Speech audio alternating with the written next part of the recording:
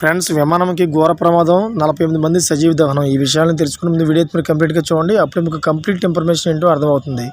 అదేవిధంగా చాలామంది వీడియో చూస్తున్నారు కానీ సబ్స్క్రైబ్ చేసుకోవడం మాత్రం మర్చిపోతున్నారు. దయచేసి సబ్స్క్రైబ్ చేసుకోండి. సబ్స్క్రైబ్ చేసుకోవడం వల్ల నేను చేసే ప్రతి ఒక్క అప్డేట్ మీరు ముందుగానే పొందగలుగుతారు. అదేవిధంగా చాలామంది లైక్ చేయడం మర్చిపోతున్నారు. దయచేసి లైక్ చేయండి. లైక్ చేయడం వల్ల ఇన్ఫర్మేషన్ అనేది మనం చాలామందికి రీచ్ చేసిన వాళ్ళు అవుతాం. ఇంకా లీడ్ చేయకుంటే వీడియోకి వెళ్ళిపోదాం.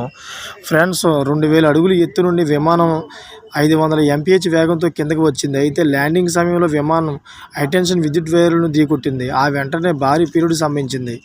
విమానం అమాంతంగా పైకి లేచి ఆకాశంలో అగ్నిబంతిగా మారింది.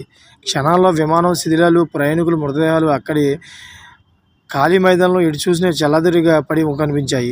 అయితే ఈ ప్రమాదంలో మొత్తం 48 మంది సజీవ దహనం అయ్యారు.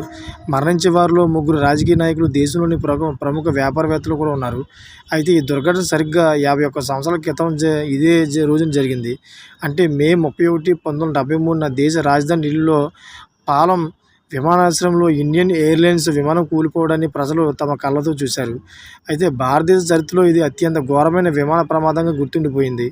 నివేదికల ప్రకారం ఇండియన్ ఎయిర్లైన్స్ ఫ్లైట్ 440 బోయింగ్ 737-200 విమానంలో ప్రయాణించింది. విమానం పేరు సారంగా. విమానం తమిళనాడులోని చెన్నైలోని మద్రాస్ విమానాశ్రయం నుండి బయలుదేరింది. న్యూఢిల్లీలో పాలం ప్రస్తుతం ఇందిరాగాంధీ అంతర్జాతీయ విమానాశ్రయంలో ల్యాండ్ కావాల్సి ఉంది. అయితే ల్యాండింగ్ సమయంలో విమానం దుమ్ము తుఫాన్లోకి చిక్కుంది. దీంతో పైలట్కి విద్యుత్ తీగలు కనిపించకపోవడంతో విమానం ఆ వైర్లను ఢీకొట్టింది. ఢీకొట్టిన వెంటనే విమానం మంటలు చెలరేగాయి.